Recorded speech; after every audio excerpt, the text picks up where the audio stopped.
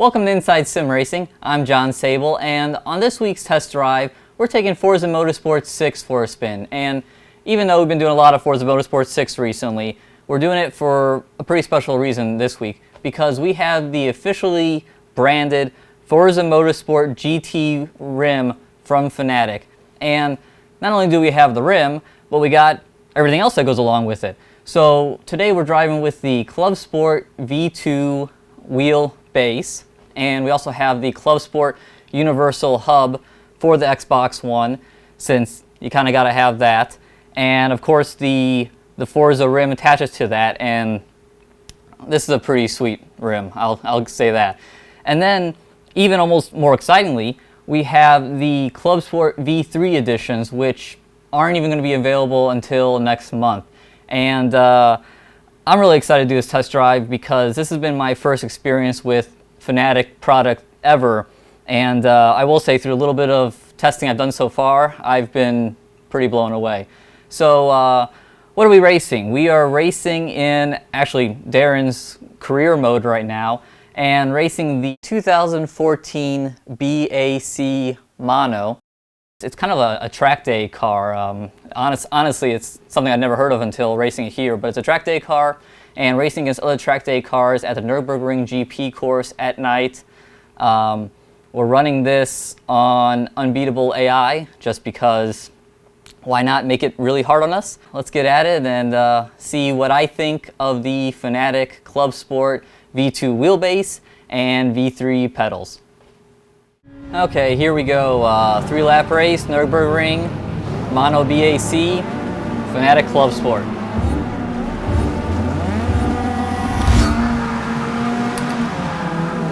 And a lot of wheel spin. You know, one of the first things that I noticed when I first drove this rim, well, wheel and rim, as we all come crashing in, is just how positive these shifter paddles are. I mean, they just feel fantastic.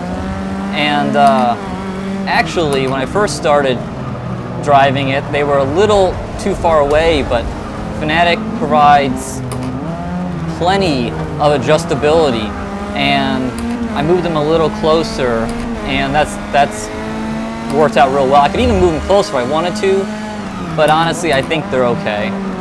Wow, that was quite the run by whatever car that is.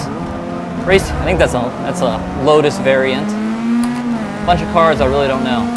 So, and yeah, and then the wheel right now has this, as a lot of people, if you're familiar with Fanatec, has the ability to adjust things like force feedback and dead zone and all that kind of stuff on the fly through their dial here.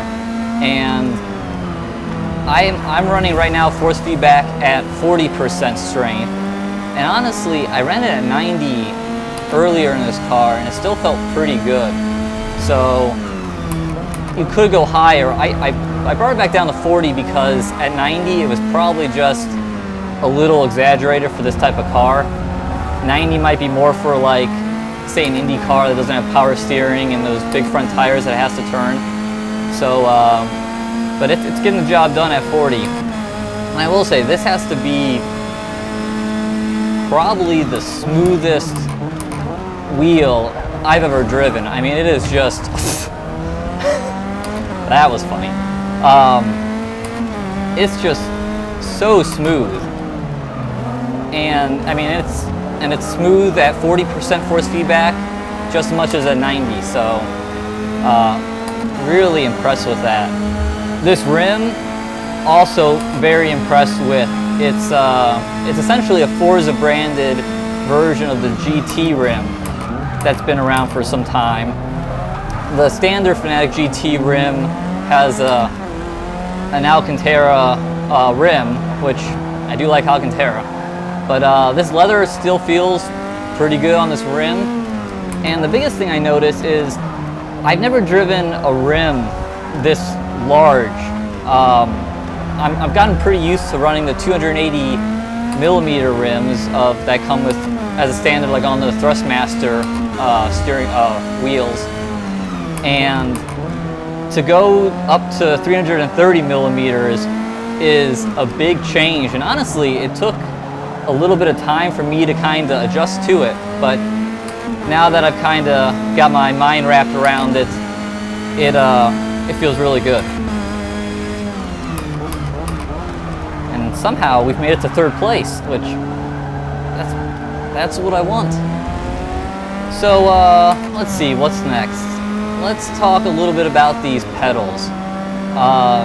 Like I said earlier, these are the V3 version of the ClubSports, brand new, going to be out next month. Right now, I'm running them completely stock. Fanatec allows you to really customize these pedals quite a bit, and it's really nice. Like probably one of the most visual customization difference you can do is Fanatec offers these D-shaped pedals, pedal faces that comes with the package, and they look really great, and I'm excited to put those on, but decided for now just going to run it complete with kind of the old tried and true flat metal face pedals, which, I mean, they work well. They work really well too. Ooh, what are you doing, buddy? Man, these guys are struggling with tire walls here. So yeah, so you can change out the pedal faces. Another thing that you can do is the package comes with a stiffer spring for the gas and clutch, as that guy essentially stops in front of me. And I have to say, I jumped into Darren's rig earlier, and he's running a set of V2 ClubSports, and the throttle on these V3s has a lot more resistance, and that's with the regular spring. That's not using the upgraded spring that comes in the package. So I'm pretty excited to see what that's going to do, but just with the standard regular spring, it feels really good. Brake wise, the V3s come with a 90 kilogram load cell, and also they have a built-in adjustability where you can shorten the throw of the brake pedals and increase the resistance. And right now I'm running at about 2 7/8 on their scale of essentially 0 to 6, even though they kind of say they don't want you running all the way at those extremes. And I would like to run that a little higher number, but having some issues right now where the pedal's getting kind of sticky when at the top of the throw, and it's just, and in Forza, even with the pedal sticking just like a couple percentage, it really slows you down. So I got a 2 7/8. I dialed in a little bit of dead zone, and that seems to be working really well. Another upgrade that the pedals have that I'm not running, and unlike the previous upgrades I talked about, this one is sold separately, is the hydraulic dampener kits, as the leader runs completely off that last corner. And so we're not running those, but I'm looking forward to see what that's going to do along with this load cell, because I think it's going to be pretty fantastic. And speaking of fantastic, we won. So that went about as well as I could have planned it. Let me turn down the volume here as it goes through all different credits and driver levels and affinity levels, and oh, I didn't get a spin. I just unlocked the MX-5 showcase, so that's pretty good too. But yeah, so there's a test drive using the Fanatec ClubSport V2 base, V3 pedals. I have to say, I'm color me impressed. This force feedback and the smoothness of this belt-driven wheel is pretty awesome. These pedals feel good. Gotta spend a lot of time playing around with them. Like I said, there's so many upgrades you can do. Dampener kits, change out the pedal faces. We got to figure out kind of what's going on with that sticky brake pedal, because can't have that happening. That's not good. But gonna play around with that and see if we can dial that out. But yeah, no, this setup from Fanatec makes Forza Motorsport 6 a lot more fun.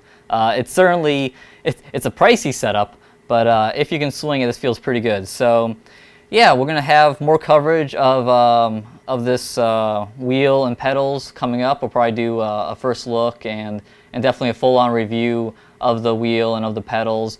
And then also going to be doing our reviews of Forza Motorsport 6. So yeah, look forward to all that in the future, and hope you enjoyed this little taste of that. So for John Sable and for Test Drive, it's Inside Sim Racing, and I hope you guys enjoyed it.